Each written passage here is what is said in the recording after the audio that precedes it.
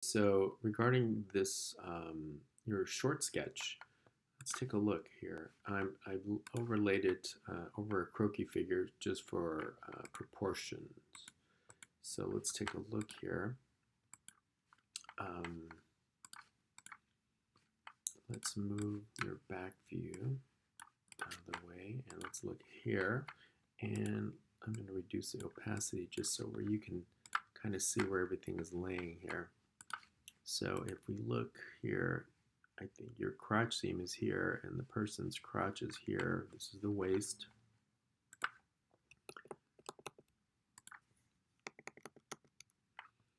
So I think we need to increase the length of the crotch seam.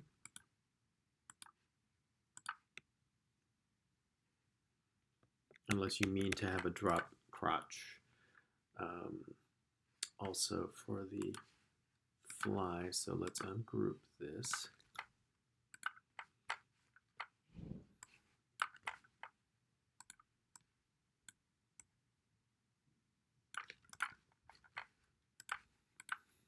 Your fly is a little bit long, so let's go ahead and reduce this length as well.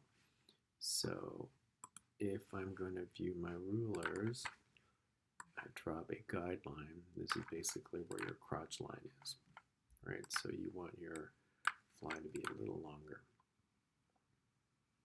or I'm sorry, a little bit shorter. So here, let's look at your waistband, and you created this separate piece here, and I appreciate the shading and everything. It looks pretty cool, but it's really not necessary. So I'm going to try something here.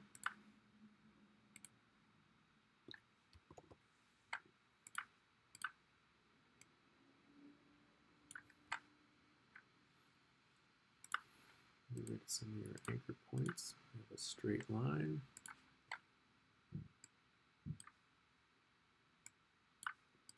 Now what we can do is we can curve this up slightly. And let's go ahead and use this line as the top of your waistband. Command C, Command F. I'm going to bring this down. So that is basically your new waistband. And I'm going to go ahead and extend this out. Now what I can also do is I'm going to add an anchor point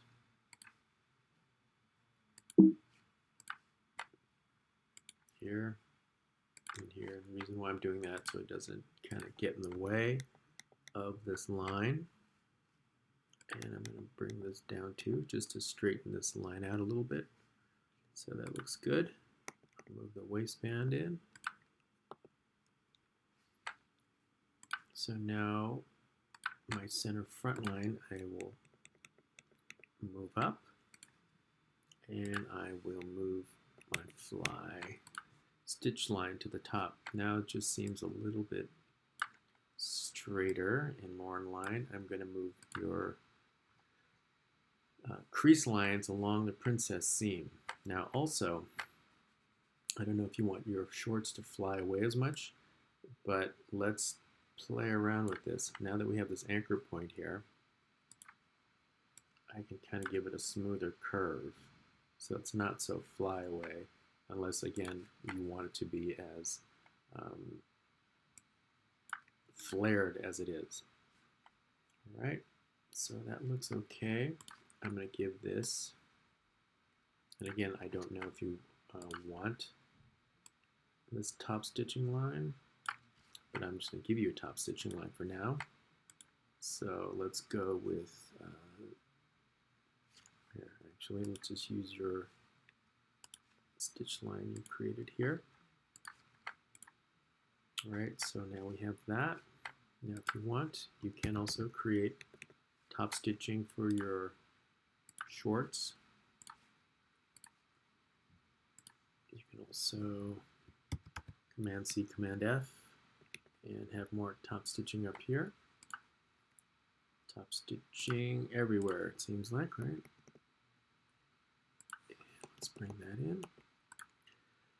And if you want to just close it off here, we can go ahead and give it a nice top stitching line here as well. And then if you want, we can put in a button.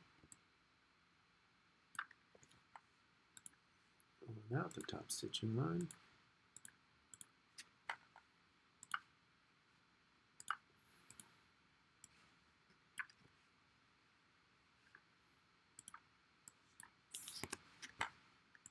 Let's see how that looks. I'll go 100%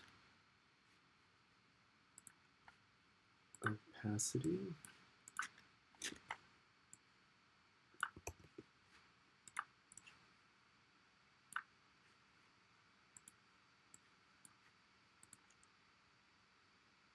All right. So again, this may or may not be what you want. Now, this is a besom pocket or an 1/8 top. So on certain shorts, right, you have a slash pocket like that. I'm sure you probably know that. Or you can create a besom or a welt pocket. And a good way to do that is just use your box tool. Right, and let's create some top stitching around it. Command C, Command F, and we are just make a little bit there, wider. And we will use this top stitching we created.